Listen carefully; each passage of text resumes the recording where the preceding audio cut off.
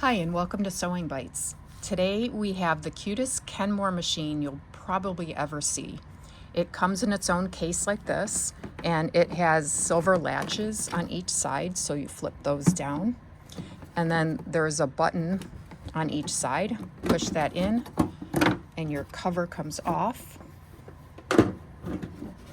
Your foot controller is held in here. It's a foot controller power cord combo.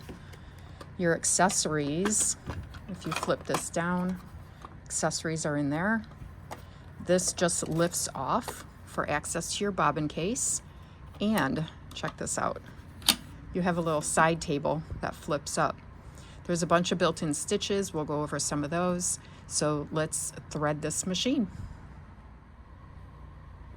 Before moving on to thread, I forgot to show you one last thing. So this is your accessory case, right? So if you bring this up, flip your accessory case down and put the cover back down, now you have an extended bed in front to sew on as well as the side extension. So this machine it just thought of everything. It's very cool. Your foot controller looks like this. And you're going to plug it in behind the machine right here, and then plug it into the wall. All right, let's start with winding a bobbin. This machine takes just a regular class 15 bobbin. I'm going to use a metal one. Your spool of thread goes on the spool pin. Bring your thread to the bobbin winding tension disc. So make sure your thread is fully under that disc. Give it a little pull. Take the end of your thread. You're going to go from the center of the bobbin up through one of the holes. Put your bobbin onto the bobbin winding spindle and push your bobbin winder stopper into place. This machine does have a hand wheel release, so hold your inner hand wheel. Turn the outer hand wheel toward you, and when this is loose, what that does is stop your needle from going up and down while you wind a bobbin. All right, now turn your machine on if you haven't already done so. You're going to hang on to the thread while you wind until the thread wraps around the core of the bobbin 1 or 2 times. You don't want to pull this thread, you just want to hang on to it so the machine doesn't yank it out of your hands.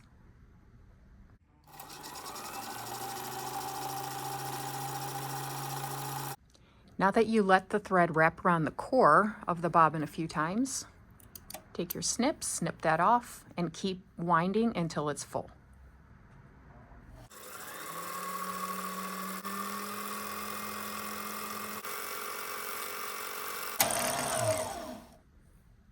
There we go. So when your bobbin is full, your bobbin winder stopper is going to snap back. The bobbin will stop. Take your bobbin off the spindle, clip your threads, and let's install it into our bobbin case. Now that we wound our bobbin, let's hang on to the inner part of the hand wheel, turn the outer hand wheel away from you to tighten that up so that our needle will go up and down again. To remove the bobbin case, lift the cover, pull the latch, take out your bobbin case. To install the bobbin, make sure the thread is coming off the top and to the right, so if you pull the thread, the bobbin will turn clockwise. Put the bobbin into the bobbin case. You'll see there's a groove right here. So put the thread into the groove and pull it up into that opening right there. To install the bobbin case, the finger on the bobbin is going to be facing up, and if you look in there, you'll see that there's a spot for that finger. So you're gonna put the bobbin in, or put the bobbin case in, and push it in till it clicks. Now let's thread the top of the machine for sewing. So take it out of the bobbin winding tension disc. You're going to start by bringing the thread to this thread guide. So wrap it around so it goes through the center of the circle. Then you're going to come to this thread guide.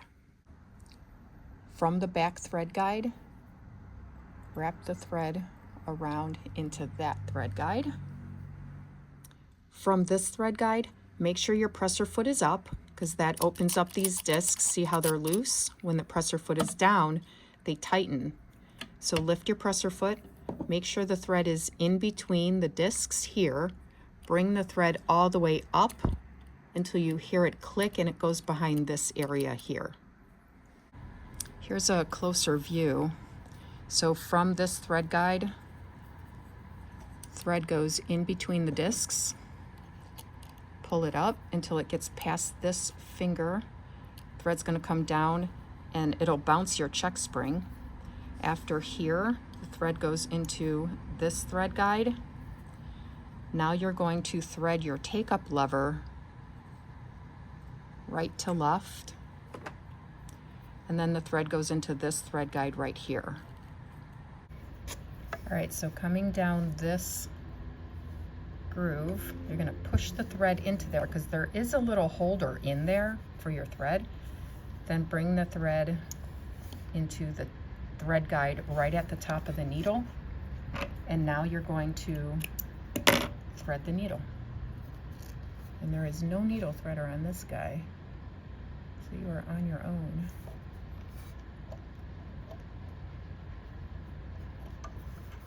All right, so there we go. Our needle is threaded. Now turn your hand wheel toward you, hold on to the needle thread. Once the needle is up, give that thread a tug, and that loop coming up is your bobbin thread. You're going to pull that and bring everything to the top side. Thread goes in between the presser foot and toward the back, and now you're ready to sew. All right, so how do you use this thing? This is your reverse. When you hold this down, machine's going to sew backwards. Stitch length is right here. It's in stitches per inch. So about, 10 to 12 is about 2.5 millimeters for straight stitch. This is your width button. And then this is your stitch selector. So it stays on the red dot when you want straight stitch. This is also going to be on the red dot. Stitch length is whatever you want it to be. If you want it to zigzag, you're going to leave that on the red dot, but this is your width. So it goes up to 4 millimeters wide. For now, I'm going to leave it on straight stitch, and we're going to straight stitch.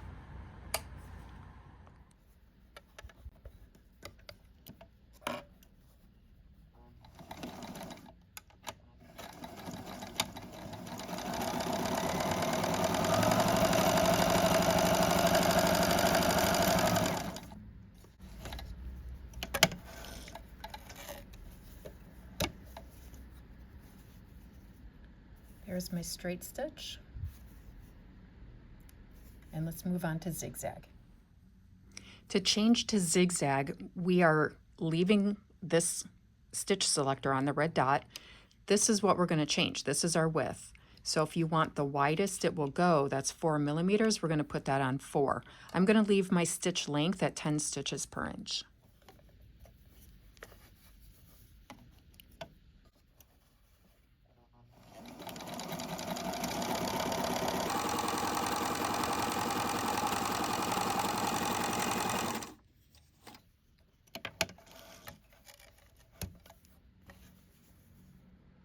And there's my zigzag. Your other built-in stitches are accessed by turning the stitch selector dial. So red dot is either straight stitch or zigzag. You also have your stretch straight stitch. That one is your 3-step zigzag, blind hem, and then you have a 4-step buttonhole. And then you're back to your red dot. Maintenance is easy on this machine. This side cover does open. It's on a hinge. Let me turn off my light because I put an LED in here, so it's like super bright. But your light bulb is right here. It's a real easy push and twist to change. I like the LED because it doesn't get hot and it's really bright. And then you can access all the points in here for oiling. And your manual will tell you that. The manual is also available online. I found it from archive.org. To access the inside of the top of the machine for oiling, open the side and just pull up. It just pops right off. So, you know, lubricate in here. The manual also tells you where. Basically, it's any moving part. So if you see something moving, that's what you want to oil. If it's looking gunky, get the gunk out and make sure it's lubricated. To put the cover back on, there you go. I mean, literally it snaps into place. It's super easy. And then just close your side and that's it. To close everything up, just turn it off. You're gonna lift your cover, flip that down. There's a spring under here, so if you pull that toward you, the side will go down. You do have to take off your spool pin. Well, my spool pin is broken, so I actually take this off. Normally, you should be able to just push the spool pin down. But yes, I have to take mine off. And then put your cover on, you know, put your foot controller in here, and you're ready to run off to your next sewing retreat.